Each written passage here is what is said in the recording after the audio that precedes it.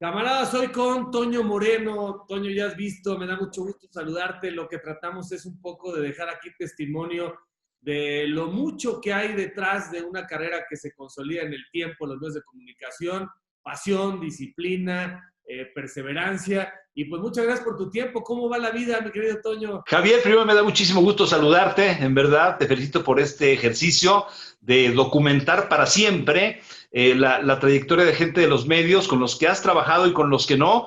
Y pues yo bien por acá en Pachuca, en la oficina del Salón de la Fama. Mi querido Toño, vamos a revisar tu historia, si te parece. Necesito que me recuperes tus primeros años de vida, colonia, lugar de nacimiento, dónde andan tus hermanos, tus padres viven, ya no están. ¿Cómo fueron esos primeros años? Híjole, Javier, me pones a pensar cosas que siempre me da mucho gusto, porque yo creo que si siempre decimos que somos privilegiados los que nos dedicamos a esto, yo aún más, porque tuve una infancia muy feliz, me encantaba el fútbol y los toros, por cierto.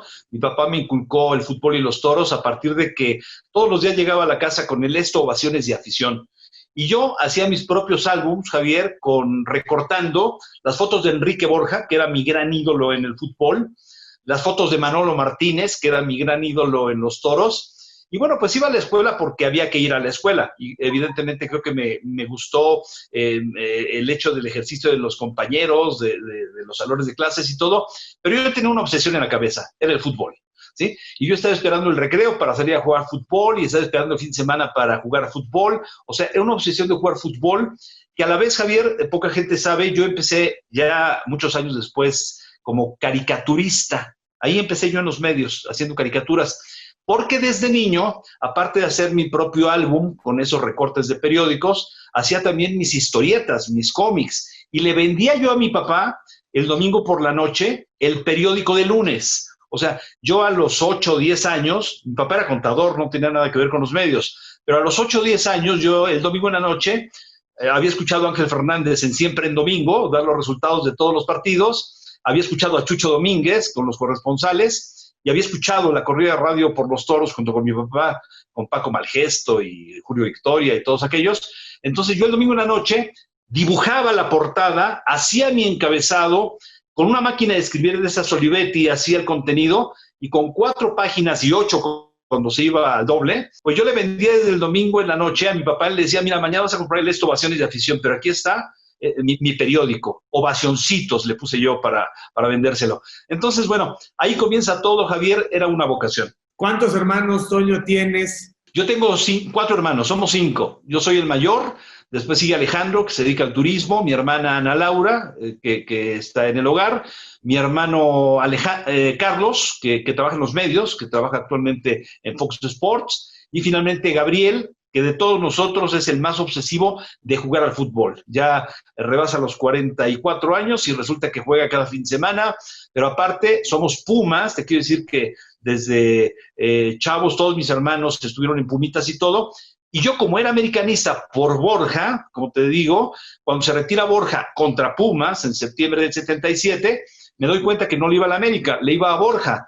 En ese momento yo entré a la prepa 4 de observatorio, hice la carrera en la Facultad de Ciencias Políticas de la UNAM, entonces empiezo a jugar con los equipos representativos de Pumas, empiezo a conocer a la gente de Pumas, y entonces después de que se va Borja, me hago Puma y todos mis hermanos somos Pumas. ¿En qué colonia crecen, Toño? Mira, yo empecé, digamos, cuando más chavo, cuando la primaria, secundaria, cerca de la colonia Popotla, Cuitláhuac, Tacuba, por toda esa zona del colegio militar antiguo de la Calzada de México-Tacuba, pero pues ya en la adolescencia nos venimos al sur, nos vamos a Copilco y Universidad, a una unidad habitacional. Entonces yo estudiaba en la Facultad de Ciencias Políticas, jugaba con los equipos representativos de Pumas, entrenaba, era monitor de Pumitas. Uno de mis primeros pupilos, llegó a los 9 años, fue Sergio Bernal.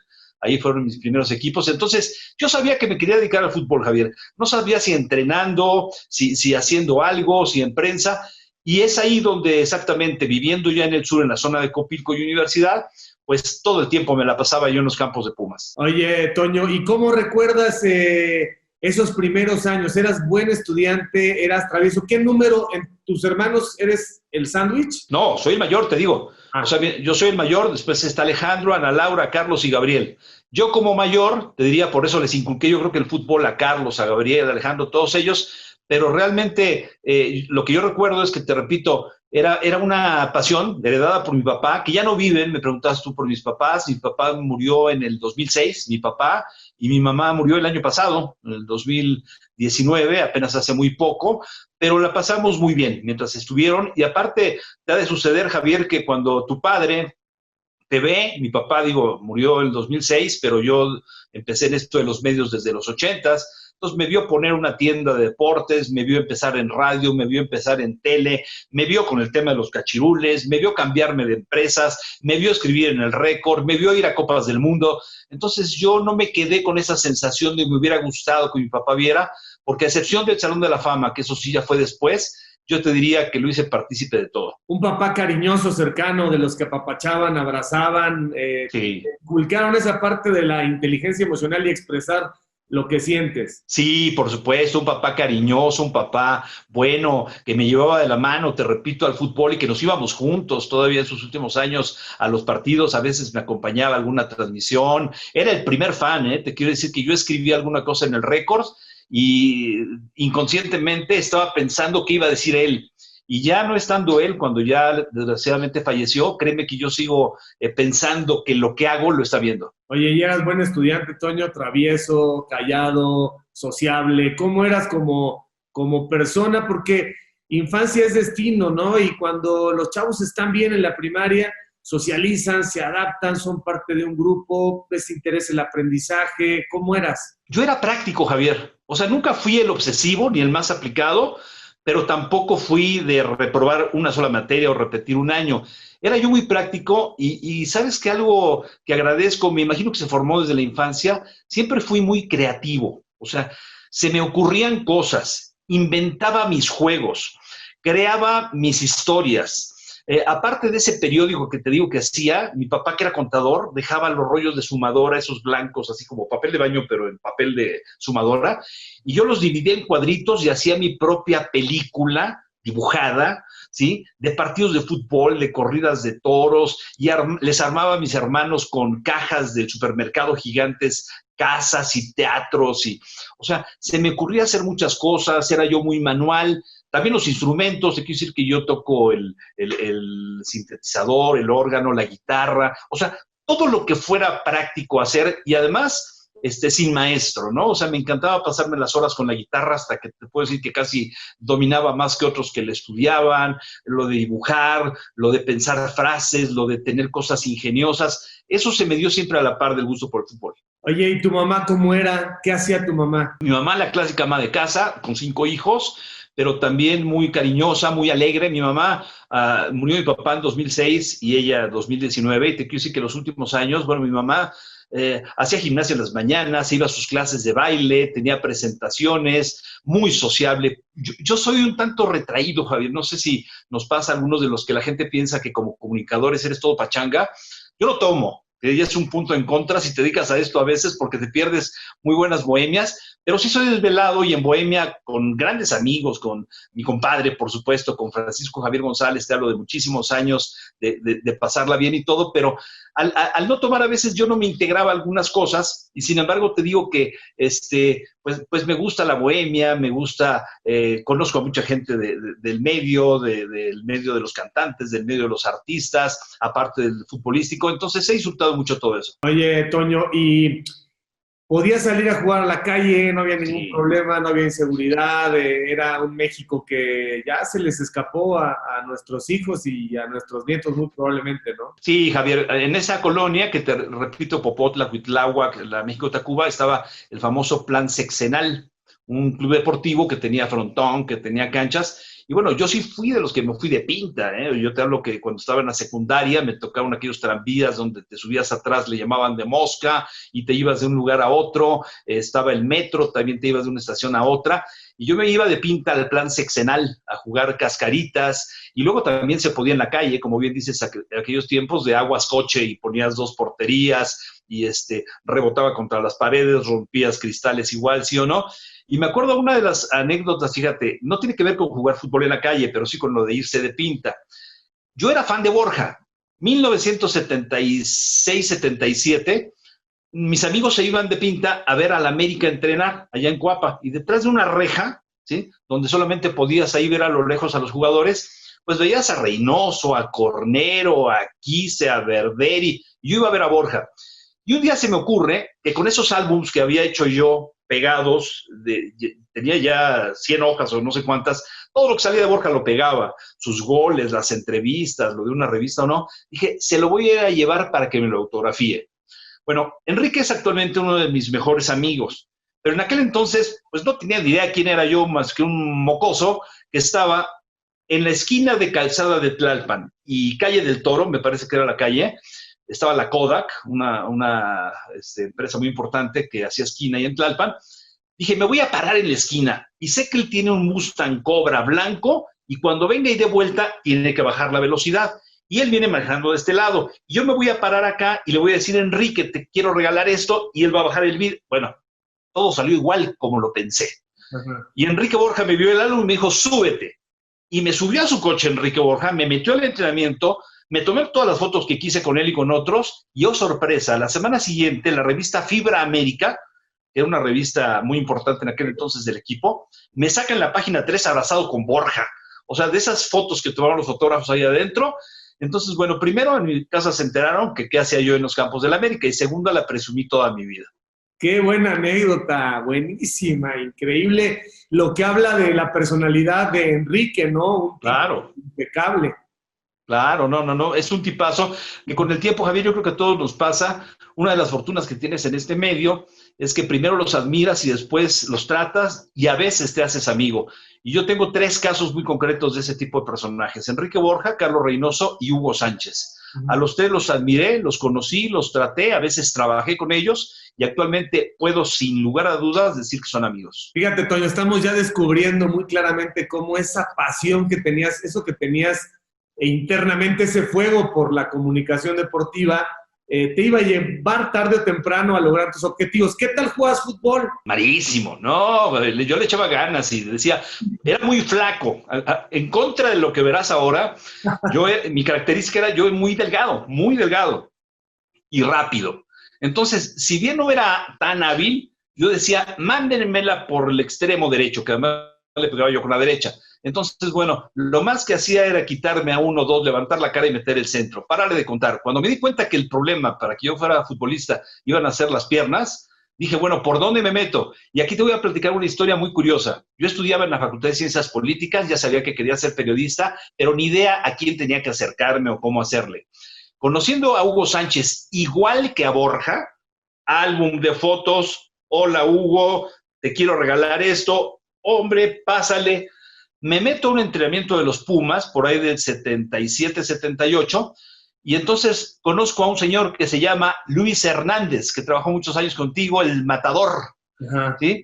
Y Luis Hernández, un hombre de redacción, un maestro, estaba en el Heraldo de México. Entonces, bueno como es este hombre periodista de toda la vida, me siento yo junto a él y me dice, oye, ¿tú quién eres? Y le digo, yo soy primo de Hugo, porque Hugo me presentaba como su primo para meterme a las prácticas y al vestidor y a todo. Le digo, soy primo de Hugo y estudio comunicación, y tú, pues trabajo en el Heraldo y hago notas. Perfecto. Me apasionaba ver, Javier, cómo después de que me había sentado y visto el entrenamiento, entre comillas, el trabajo de los periodistas, te pagaban por hacer lo mismo que yo hacía por gusto, que era ir a ver los entrenamientos, y después redactar cuando todavía tenías que hacer tu cuartilla, etcétera, y al día siguiente ver tu nota en el periódico y tu crédito, decir, la cabeza del periódico, el crédito de tu entrevista o tu nota. Eso me sedujo, y para mí Luis Hernández es un hombre que sin saberlo me marcó también el rumbo. Luis Hernández fue jefe de información de Televisa en deportes durante mucho tiempo. Así es. Él fue tu contacto, digamos, tu primer acceso a los medios. El primero, porque además, mira, meto a otro personaje en esta novela, Alfredo Ruiz. Alfredo era mi compañero en la Facultad de Ciencias Políticas, 1 año mayor que yo, 1 año también escolar mayor que yo, y empezaba a abrir brecha, y me decía, oye, Toño, estoy yendo con Raúl Urbañanos a un programa de radio, a ver qué día me acompañas, y algún día lo acompañé y empecé con él. Oye, estoy trabajando ya en la oficina de prensa del Club de los Pumas. Me metió a hacer mi servicio social cuando él ya trabajaba ahí. Entonces, imagínate que yo, a ver, ya te dije, hasta el 77 admiré a Borja y se retira.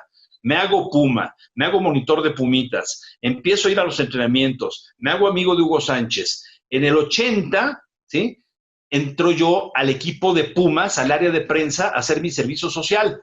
Pero los que son futboleros sabrán que en el 80-81 Pumas tuvo una de sus mejores campañas, que estaba Gustavo Vargas, Paulino, el Tuca Ferretti, Negrete, Hugo Sánchez, Manuel Manso, López Arza, el Pareja, y yo era el de prensa, cuando todavía no había estos departamentos que hoy ya están tan completos. Nosotros hacíamos un boletín de prensa junto con Héctor Reyes, que también conoces muy bien, el muchachón.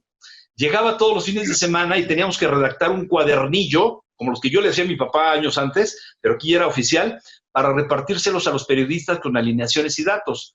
Entonces, yo empiezo con Alfredo Ruiz en el área de prensa de los Pumas en la campaña 80-81 y viajaba con el equipo, si jugaban en Guadalajara, si jugaban en Monterrey, si viajaban a Los Ángeles. Entonces, ahí de plano yo ya estaba en la Facultad de Ciencias Políticas y trabajando, y tuve que decidir, o acababa la carrera, no la acabé, me faltaron 2 semestres y la tesis, o me seguía trabajando.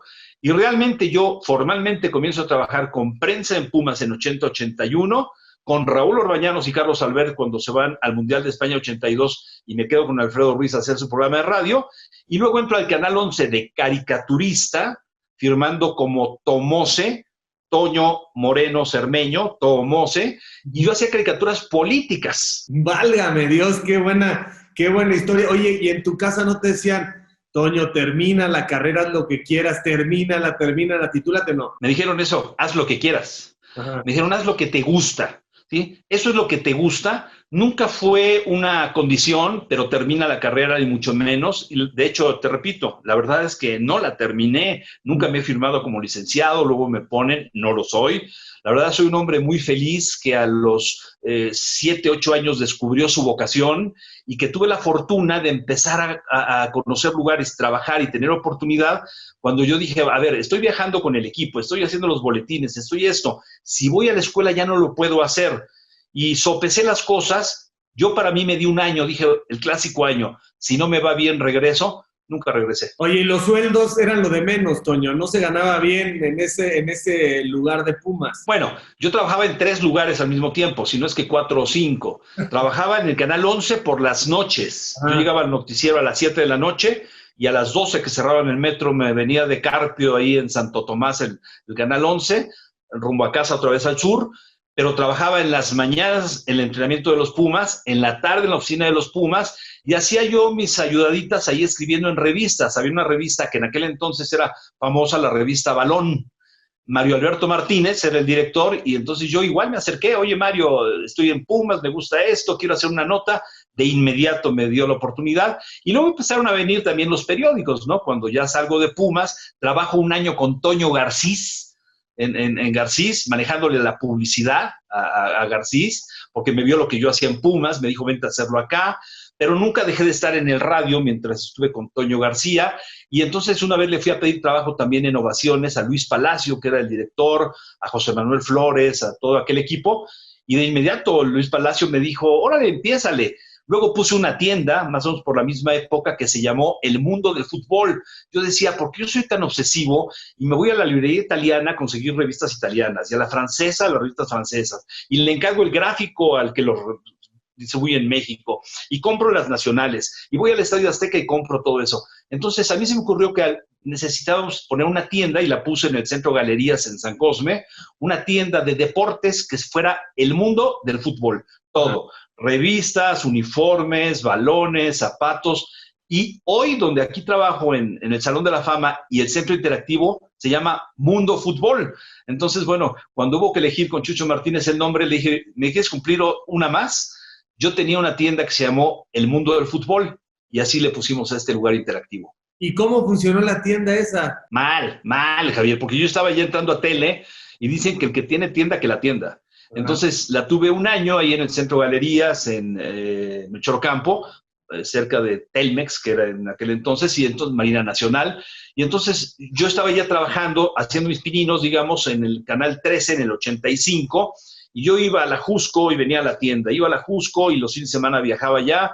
Entonces, después de un año me di cuenta que si no iba a estar yo ahí, la traspasé muy bien, pero fue un intento. Fíjate cómo nos damos cuenta que tienes muy buen PR, o sea, eres una gente que entra fácil, que respeta, que se hace querer, que entra como cuchillo en mantequilla, porque tantas esquinas de las que nos estás hablando perteneciste, había que tener ese don de gente, esa bonomía. Por ejemplo, ¿cómo entras a Imevisión? Pues mira, ya casi te platiqué la ruta antes de, cuando yo estaba con Alfredo Ruiz, empezamos con Orbañanos y Albert en el radio, estaba yo en Canal 11 haciendo caricaturas, cuando por ahí del 84, el Canal 11, no me preguntes por qué, dice, vamos a transmitir fútbol amateur, la Copa Ciudad de México. Y yo digo, bueno, me encanta el fútbol, pues échatelos tú los partidos. Y entonces, un día nos dicen, vamos a pasar los partidos del Atlante, los de viernes en la noche desde la Azulgrana del Atlante en Canal 11. Ah, caray, o sea, ya fútbol de primera división, sí, y vas a trabajar con el señor Raúl Orbañanos. Hombre, con Raúl ya trabajaba yo un año antes en el radio. Entonces empiezo yo a hacer transmisiones en cancha, por ahí del 83, 84 en Canal 11, y cuando yo me entero que en el 85, el 18 de mayo, van a echar a andar Imevisión, que era la fusión del Canal 7, el Canal 13, el Canal 40 o el Canal 22, resulta que le voy a pedir chamba a José Ramón, que ya me conocía, porque decía, claro, tú trabajas con Orbañanos y eres el que nos lleva el boletín ahí a los palcos de Ciudad Universitaria con los Pumas. Entonces, tenía cierto conocimiento de dónde andaba yo y tuve la fortuna, repito, la fecha me acuerdo, porque el mismo día entramos Francisco Javier, Emilio Fernando Alonso, el 18 de mayo del 85, dejo ya el Canal 11 y me voy a la grande en fútbol, ¿no? Al Canal 13. Oye, Toño, y cuando estás en la universidad, ¿eres de los izquierdosos, eres hippie o eres alguien bastante convencional?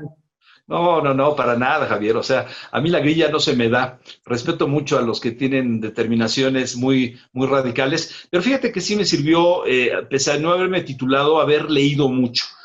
Los que escribimos, ahora me apena mucho de repente meterme a redes sociales y darme cuenta que se ha perdido, y tú lo tienes, Heriberto Murrieta lo tiene, Francisco Javier lo tiene, o sea, sí hay, por supuesto, lo que lamentablemente diré son excepciones que todavía cuidan la manera de escribir y de decir las cosas. Yo crecí leyendo crónicas de periódico, pero también aprendiendo términos, nuevos términos, investigando con mi pequeño Larousse para saber qué quería decir cada palabra. Y entonces me parece que pues todo eso a mí me generó en la universidad leer, por supuesto, imagínate, Facultad de Ciencias Políticas y Sociales, la mitad se iban a marchas, los otros a las islas a fumar y los otros nos íbamos a jugar fútbol. Yo era de los que me iba a jugar fútbol. Oye, Toño, ¿ahí todavía no estás casado? No, yo me caso joven, me caso la primera vez, yo tengo 2 matrimonios. La primera vez me caso a los 22 años, cuando trabajaba yo todavía en prensa de los Pumas y con Toño Garcís.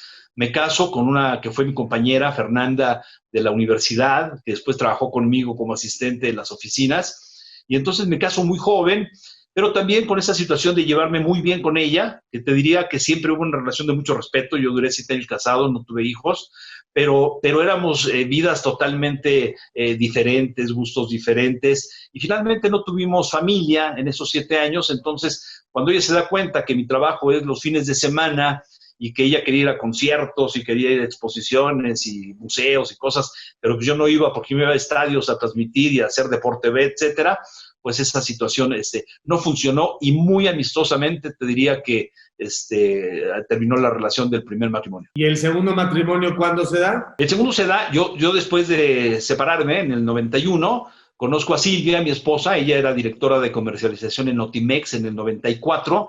Me llama una amiga mutua, Marta Sosa, gente de cine, y yo trabajaba con Tere Vale, una estación de radio, que con Tere trabajé 15 años, y me dice, tengo una amiga de la Ibero que está actualmente en comercialización de Notimex, van a hacer cápsulas del Mundial 94, me preguntó por alguien que las pudiera hacer, te recomendé. Nunca hice las cápsulas, ahí conocí a Silvia y con ella me casé. ¿Y cuántos años llevan? Pues fíjate que nos casamos en el 96 y estamos ya, pues estás hablando de cualquier cantidad de años, Javier. No es fácil para la mujer, Toño, por más que la mujer se desarrolle y tenga su propia individualidad y sus proyectos, el hecho de que los comentaristas estemos siempre ausentes los fines de semana, luego los mundiales, luego las liguillas, etcétera, hace que la relación de pronto se desgaste, ¿no? Tiene que haber muy buenos acuerdos y puntos de equilibrio, ¿no? Me acabas de dar tiempo a sumar, son 24 años, 24. No, no es fácil, no es fácil, Javier. Sí, 24 años con Silvia, la verdad, muy felices, porque, bueno, con ella tenía ya a Daniela, que es como mi hija, a Daniela la conocí cuando tenía 3 años y siempre cercana a nosotros, muchos años viviendo también con nosotros. El papá de Daniela también, una muy buena persona. Pero con Silvia tuve a Valeria, que es mi hija mayor, 23, y a Toño, que ahora tiene 20, 21, que por cierto está trabajando con el hijo de Toño de Valdés, están ahí en Balú, en una casa de bolsa, está empezando a trabajar y estudiando la carrera de administración de negocios. Le encanta el fútbol, sabe más que yo con los videojuegos, me siento a ver un partido y me explica dónde juega cada quien, dónde empezó, de qué equipo a cuál pasó, pero nunca le llamó la atención, aunque yo le inducía de repente un poquito el tema de si se va a dedicar a esto, me acompañaba a transmisiones y todo, es un expertazo, pero le laten más las finanzas y la administración, lo estudia en Ibero y trabaja ahí. Mi hija Valeria es diseñadora, está en una agencia en Hotbook haciendo videos para Joaquín López Dóriga también, y terminó la carrera también en la Ibero. Y yo con Silvia, la verdad, hemos tenido una vida pues muy padre, porque cuando yo tomé una determinación que fue clave en mi vida, Javier, Silvia siempre fue, tú dime a dónde íbamos, ¿sí? Yo conozco a Silvia, te repito, por ahí del 94 con las cápsulas, nos casamos en 96, y de repente en el año 2000 le digo, voy a dejar TV Azteca, me voy con mi compadre Francisco a radio, ¿cómo vas a dejar la tele? Tienes tantos años, es tu vida, pero bueno, te apoyo. Y de repente en el 2010 le digo, voy a dejar todo porque me voy a Pachuca, tengo un proyecto con Chucho Martínez que he soñado siempre, hacer un museo, un salón de la fama, pero ¿qué crees? Hay que dejar todo aquí en México y nos vamos a Pachuca, nos vamos. Y hace poco que tomamos la determinación ya también de dejar la residencia, la casa de todos los días en Pachuca para irnos a México, nos regresamos. Entonces, un apoyo siempre, Javier. ¿Y a qué se dedica ella? ¿Tiene algo en particular, negocio? No, bueno, ella estudió comunicación en la Ibero, ¿sí? Trabajó como corresponsal de Notimex en Miami, y después como directora de comercialización. Y a la fecha yo te diría que, bueno, pues mantiene gusanito de también tener su propia entrada y para una aseguradora. Ella tiene algunos clientes, entonces digamos que no le representa en una oficina ni tener un jefe directo al cual reportarse, ni mucho menos, pero pues le entra su lana ahí vendiendo seguros. Oye, ¿y Valeria y Toño ya no viven contigo o sí?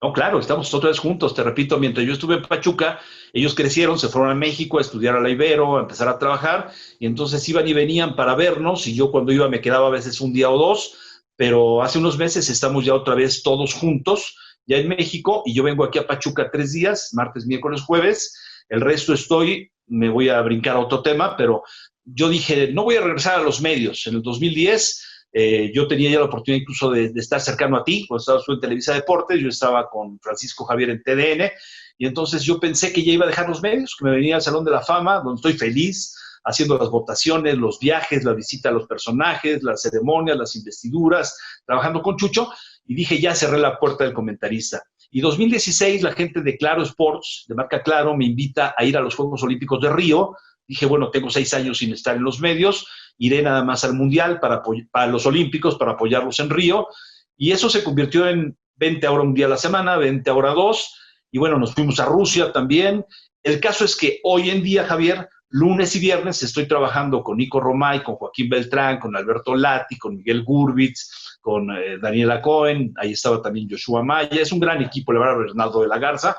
Lunes y viernes, entonces estoy en México, hago programas para Claro Sports, hago narraciones, y martes a jueves estoy aquí en Pachuca. Qué buena onda, Toño. Oye, y no, te decía a tus hijos porque luego vuelan muy rápido, o sea, de pronto quieren ser independientes y ya no es necesario que se casen y ya a veces quieren su independencia y sus espacios, pero qué bueno que todavía los tienes porque pues uno como papá siempre quiere tenerlos ahí al lado. Vamos a este capítulo. José Ramón en tu vida, Toño, ¿quién es José Ramón Fernández para ti? Con todos sus tonos y todo lo que se dice. Yo fui de alguna manera adversario de ustedes en esas batallas locas por el rating, pero al final, hombre, ¿cómo te mueres de risa ya con la madurez de recordar? Y ahora, José Ramón, de pronto nos hablamos, nos saludamos, ¿no? ¿Cómo es José Ramón y qué resultó en tu vida? Bueno, es un hombre muy importante, vaya, él era una figura ya. José Ramón es un hombre con mucha pasión, con mucha personalidad, y también con mucho carácter. Entonces todo el mundo te pintaba a José Ramón cuando llegabas a Canal 13 como el hombre que igual te azotaba la puerta o le caías bien o no. Yo creo que al principio, bueno, siempre, pero me refiero, yo creo que caí con el pie derecho. Yo venía con un poco la recomendación de estar con Raúl Orbañanos, te repito, que ya me ubicaba. Pero el día que yo llego, el 18 de mayo del 85, a trabajar en Canal 13, cuando se expande con Imevisión, pues me encuentro ya el rol. O sea, el próximo fin de semana te toca con Fernando Marcos, perdón. O sea, y entonces hacer cabinas con Fernando Marcos, con Alberto Fabris, con Orbañanos, con Albert, con el papá de Emilio, con don Fernando Alonso, empezar los chavos Alfredo, Javier, Emilio, yo, a viajar con ellos a Monterrey, a Guadalajara. Y José Ramón es un hombre, para aterrizarte el tema de lo que pienso de él, es un hombre que influye mucho sobre todos aquellos que lo tuvimos cerca, porque sí es un hombre duro, sí es un hombre especial, pero imagínate la fortuna que yo tuve, ya te hablé de Marcos, de trabajar con José Ramón en los protagonistas del 86. Yo entré en el 85 y al año siguiente había Mundial y un programa que marcó época y que, pues, puedo presumirlo, ¿por qué no?, de ser los pioneros de aquel programa en el 86, pues con las secciones que hacía Nacho Treyes, que hacía Miguel Marín, que hacía Aarón Padilla, que hacía, no había llegado el Guiriguiri Bustamante, estaba en aquel entonces Oscar Cadena, estaba Silvana Galván. Entonces, la verdad es que yo le aprendí mucho a José Ramón del 85 al 2000, que trabajé con él. Yo trabajé 15 años todos los días con José Ramón. Te puedo decir que sí, es un hombre de mucho carácter, muy duro, pero es un hombre, al menos cada quien habla como le va en la feria, que creo que es un hombre bueno, es un hombre con mucho corazón, a veces, y aunque la gente no lo crea, un tanto introvertido en el ámbito social, a veces un tanto cohibido, aunque la gente no lo crea, cuando salíamos a comer o salíamos a un aeropuerto o a un viaje, un hombre de buenos sentimientos, a veces muy duro. Oye, Toño, y a ver, platícanos este capítulo. Muchos chavos que nos están viendo seguramente no conocen la historia y mucha gente sí la conoce porque pues nuestro target está, mucha gente en Estados Unidos, fíjate, y gente entre 25 y 54 años, casi puros hombres, o sea, son bien poquitas las mujeres en el perfil que tenemos, pero cuéntanos, esto que te va a dar un lugar en la historia del periodismo, ya lo tienes, o sea, esa investigación y ese caso contra viento y marea, quizás siendo impopular, pero haciendo lo correcto. Y al final, cuando uno hace lo correcto, más allá de las formas, uno tiene que estar satisfecho. Cuéntanos, por favor, este capítulo de los cachirules que dejó a México fuera del Mundial del 90. Bueno, mira, de tanto contarlo, ya tengo la versión. ¿Quieres la corta, la mediana o la larga, no? Te voy a hacer la corta. Te platico rápido. Mira, yo ya te platiqué. Yo no soy un coleccionista, soy un acumulador. Estoy rodeado aquí en esta oficina, te puedo decir, de cualquier cantidad de periódicos, revistas, videos.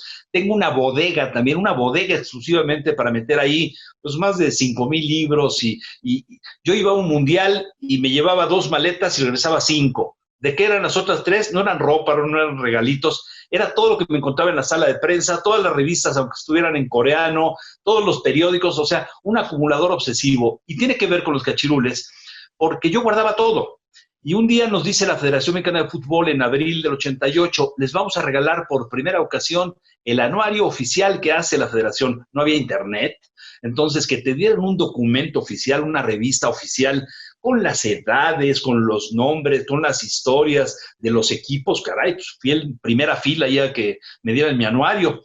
Y con esa misma curiosidad, llegué a la casa y dije, no, hombre, está padrísimo la historia de la América, las fotos de los jugadores. Y en ese momento, justo en aquel momento, estaba jugando una selección mexicana su boleto para un mundial juvenil en Guatemala. Y entonces, acumulador y suscrito a todo, me acuerdo que el FIFA News, que era el boletín que cada mes te llegaba por correo, FIFA News era, en español me llegaba a mí, era el boletín de la FIFA mensual. Y el editorial del FIFA News de ese mes era: cuidado con todas aquellas selecciones que han cometido la trampa de alterar las edades para participar en torneos mundiales, porque esto les puede hacer acreedores a 2 años de sanción a todas las categorías. Y me quedó muy grabado que yo, cuando era reportero, iba a los campamentos y todo el mundo platicaba como algo normal. Oye, este muchacho Alejandro Frías, ¿que no es el que jugó ya un mundial juvenil? Sí, hombre, lo vienen a despedir sus hijos. Debe tener ya como 20 y tantos, pero lo pasan de 18. Oye, pero todo el mundo se sabía que los jugadores alteraban las edades para estar en las selecciones juveniles. Entonces yo, sin la mayor intención de haber tenido el anuario para eso, la tarde que me lo dan, cotejo y digo, bueno, de la selección actual que está en Guatemala, todos los jugadores estarán bien. Y empiezo a ver que Aurelio Rivera, que José Luis Mata, que Gerardo de la Fuente, que tenían casi 6 o 7 años más realmente de los que estaban compitiendo. Lo peor es que el anuario decía la real. O sea, yo decía, ¿cómo en el anuario están balconeándose que los jugadores que la selección mandó, cualquiera que ve el anuario se va a dar cuenta que tiene más edad? O el anuario está mal o estamos haciendo trampa. Ahí empezó todo, Javier, porque yo tenía una columna en Ovaciones y al día siguiente escribí eso. O el anuario está mal o estamos haciendo trampa. Cuidado, FIFA ya dijo en su boletín que selección, porque dudaban mucho de los africanos en FIFA. Decían, caray, a estos los registran el día que los llevan a registrar, no el día que nacen. Entonces, si te llevan a registrar y ya tenías 4 años, el día que te registran, ahí empieza tu historia. Y entonces sospechaban que los africanos hacían trampas. Sin embargo, no sabían que también en México, y yo lo que hago en esa columna es decir, ojalá la federación lo aclare. Y lejos de aclararlo en una conferencia de prensa que yo voy a cubrir una tarde, ahí estaba, me parece, Arturo Rivera, también como reportero de Televisa, y pues todos los, Enrique Porta del Esto, en fin, la vieja guardia. Le digo, doctor del Castillo, me trataba muy bien del Castillo cuando el Mundial y todo, pero en esa ocasión me dice, ya vi tu nota, no te voy a contestar nada de lo que me preguntes y si tienes pruebas, públicalas. Rodolfo Sánchez Noya, que era el jefe de prensa, trató de mediar en esa conferencia cuando me reta del Castillo a presentar pruebas. Me dice, Toño, no, tranquilo, mira, es que el doctor vio esa nota y le preocupa que lo que están sacando. Bueno, yo me fui a la redacción de deportes de Canal 13 y José Ramón me dijo, ya vi tu nota de Ovaciones, porque lo saqué en Ovaciones primero. Vamos a darle seguimiento, vamos a hacer un programa de En Caliente, se llamaban semanalmente unos programas nocturnos, y vamos a hablar de ese tema. Y hablamos de ese tema con Raúl Bañanos, Carlos Albert, José Ramón y yo, pues por qué el anuario dice una edad, etcétera. Y al día siguiente, el periódico La Jornada, Miguel Ángel Ramírez, se llamaba el periodista, o se llama Miguel Ángel, publica ya las actas de nacimiento. Yo no fui al registro civil, él sí. Él dijo, Toño empezó, yo voy a investigar más. Y Miguel Ángel publicó las actas de nacimiento de esos jugadores y efectivamente se las habían alterado para participar en torneos. Conclusión, porque ahí la historia va muy larga.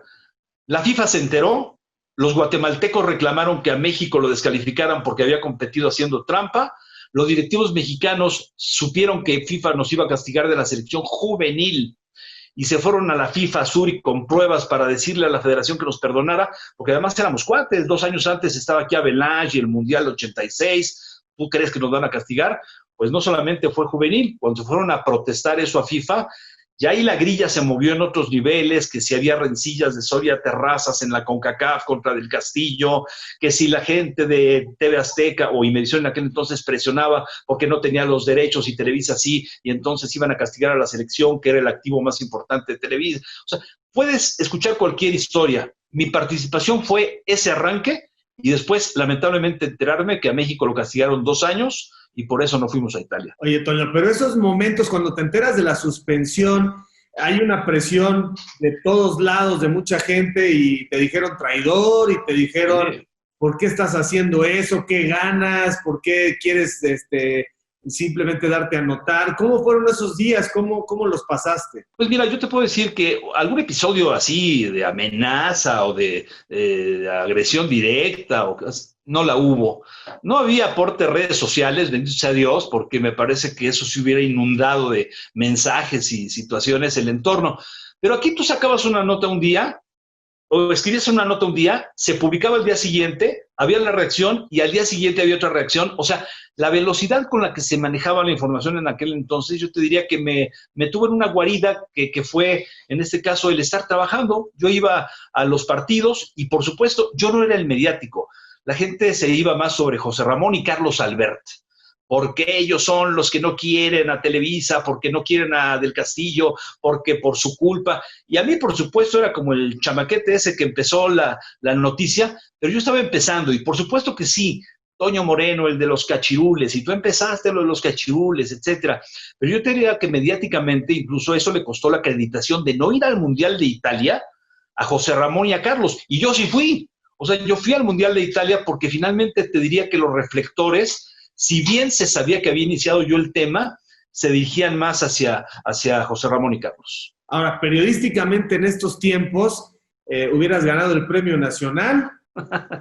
No, mira, lo que me preguntan mucho es, ¿lo volverías a hacer o lo pensaste? Claro. A ver, el periodista no está para encubrir, ni para chantajear, ni para haber dicho, a ver, consigue una cita para decirles que si me dan tanto no publico. No, yo creo que, aparte, me lo quieren creer o no, o sea, de manera muy inocente, muy sin querer hacer daño, mi nota era una explicación que cualquiera que hubiera leído el anuario se hubiera dado cuenta. ¿Cómo están compitiendo jugadores que aquí dice el anuario oficial que tienen más edad? Aclárenmelo. Eso fue lo que hice. Y eso es lo que hubiera vuelto a hacer y volvería a hacer. Y me parece que no tenía nada de malo y no tenía por qué arrepentirme de haber hecho lo que tendría que hacer. A final de cuentas, la trampa no la cometí yo. Y ahora, seguramente esto lo estás documentando en el Salón de la Fama también. ¿Hay un apartado especial? ¿Hay no? No, no tanto, Javier. Por supuesto, hay una línea histórica en los murales y en el 88 dice, México fue suspendido 2 años por hacer trampa y el famoso caso de los cachirules, pero de ninguna manera es un museo de mi vida o que yo le dedique un capítulo especial. Como ahora me preguntas, mucha gente me lo pregunta y ahora en la pandemia no sabes la cantidad de entrevistas y acepto todas, o sea, de estudiantes, como bien dices, que ni habían nacido. Bueno, ahí te va. La generación mexicana que nos dio tantos logros con la medalla de oro, la de Chucho Ramírez, la del Mundial del 2005, no habían nacido ninguno antes de los cachirules, o sea, ellos son después. Quiere decir que algo se hizo, algo dejó aquella terrible experiencia de haber sido castigados 2 años, Javier, porque las nuevas generaciones que jugaban al fútbol se daban cuenta que ya no podías llegar siendo Giovanni, el hijo de Cicinho, y cámbiame la edad, o Carlos Vela, o qué sé yo.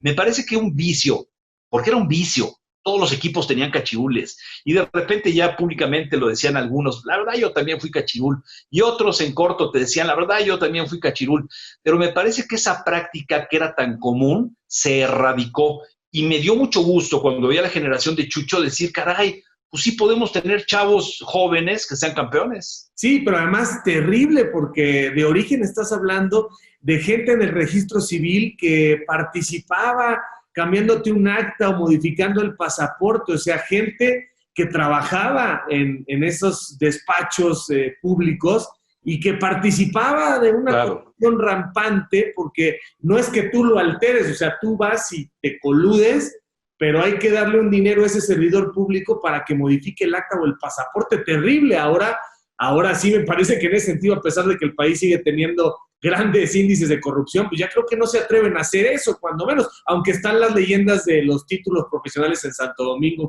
que persisten, ¿no? Sí, pero lo acabas de decir tú, era algo cotidiano, porque la mamá decía, si a mi hijo le pongo en lugar de 5 o 6 aquí con una goma de borrar y una pluma, pues lo meto al kinder o lo meto a la primaria o me cambio o me subo o me pongo o me quito.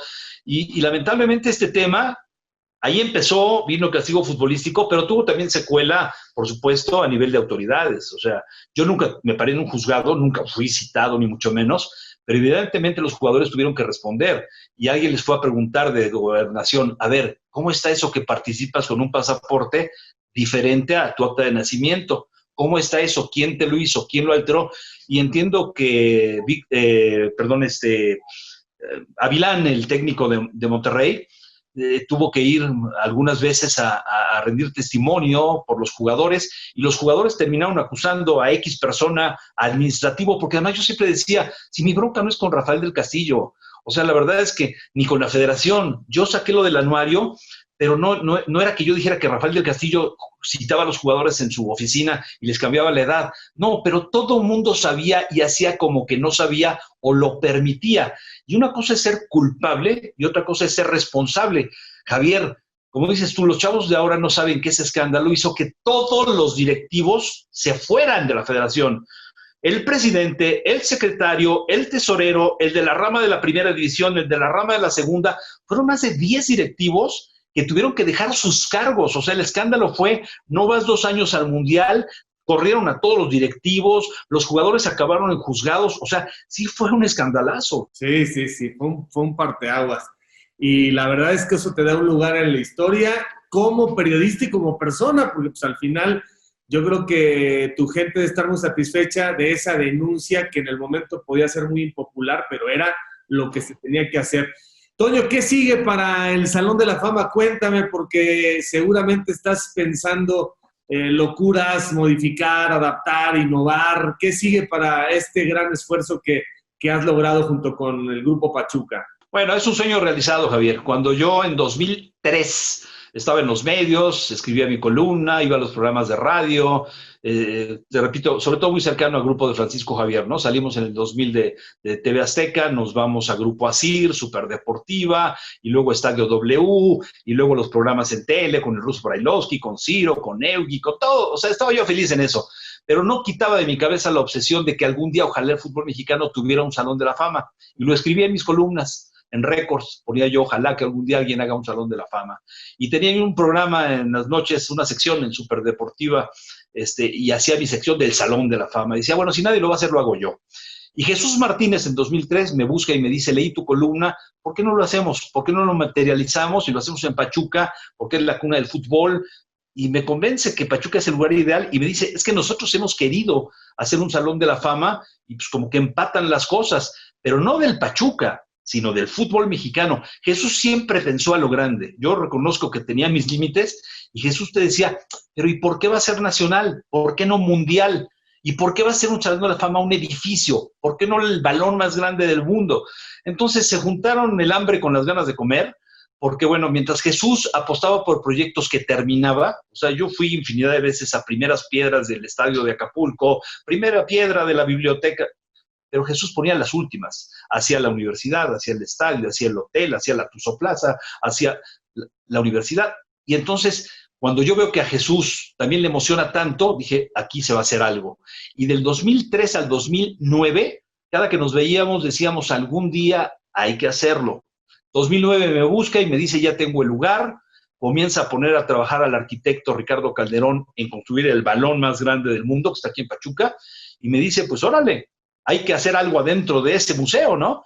Y empiezo yo en reuniones, en paz descanse, con Jorge Vídker, con Carlos Calderón, con historiadores, con chavos de mi generación, pero que también sabían de datos, y con Ricardo Salazar, y digo, bueno, necesitamos alimentar esto de datos, de información, de fotos. Voy al Esto, me ayuda toda la gente del diario Esto con fotografías. Voy a Televisa, nos ayuda la gente de Televisa también, si no, no tienes imágenes de los goles de Borja y Chava Reyes y Casarín.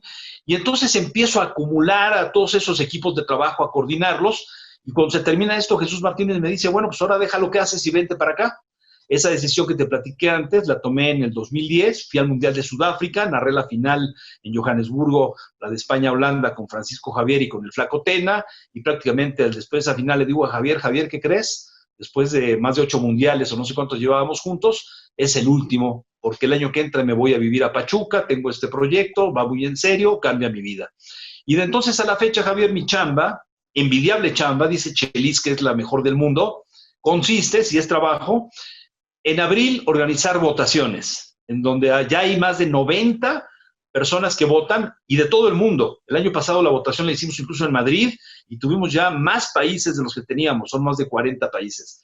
Después de que se hace la votación, que coordino, que les envío listas a los votantes y todo, me voy a viajar y busco a Del Bosque, o busco a Ronaldo, o busco a Varesi, o busco a Zanetti en su casa, en su país, me voy a comer con ellos, los invito, les hago partícipes del proyecto que es serio, y en noviembre, que tú has estado con nosotros en algunas ceremonias y conduciendo también, pues organizo todo lo que tiene que ver con la ceremonia, ¿no? Desde quién va a cantar, quién va a conducir, en qué orden se van a entregar, y junto con todo el equipo de trabajo aquí del Salón de la Fama y Mundo Fútbol, la coordinación de los viajes, con qué familiar vienen, en fin, hacer lo que llamamos la investidura, y ya tenemos 9 años, 9 investiduras, y esto de la pandemia interrumpió por el momento la 10ª investidura, más no la 10ª votación, porque la haremos el 10 de noviembre, como estaba planeado. Este año se vota, aunque la premiación por todo este tema la haremos hasta el año que viene.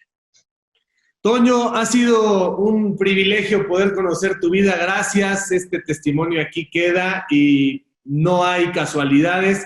es una vida llena de pasión, de disciplina, de esfuerzo, y me da mucho gusto verte bien, siempre una gente positiva, una gente echada para adelante, optimista, que no va cargando piedras de resentimiento, ni mucho menos, todo el tiempo para adelante. Por eso tienes buena salud, mi Toño. Pues ojalá, ojalá sí siga, Javier. Yo no puedo despedirme sin primero agradecerte y después decirte que también eres una persona admirable y que no es un cebollazo de a gratis. Tú eres más joven que yo, pero he sido por lo mismo testigo desde tus inicios, tu crecimiento, tu enorme crecimiento. Disfruto mucho tus juicios, me gustan mucho tus editoriales, tus secciones. Te sigo ahora actualmente en Imagen con otro gran amigo, con Ciro. Te felicito por esa trayectoria también, Javier, ejemplar. Muchas gracias, mi Toño. Te mando un abrazo. Gracias por tu tiempo. En el camino andamos. Saludos, Javier, y gracias a todos. Así que, camaradas, por favor, no dejen de seguirme a través de todas mis redes, de suscribirse a mi canal, dale a la campanita, dale like. No te olvides de dejarme tus comentarios. Yo mismo estaré respondiendo. Cambio y fuera, camaradas.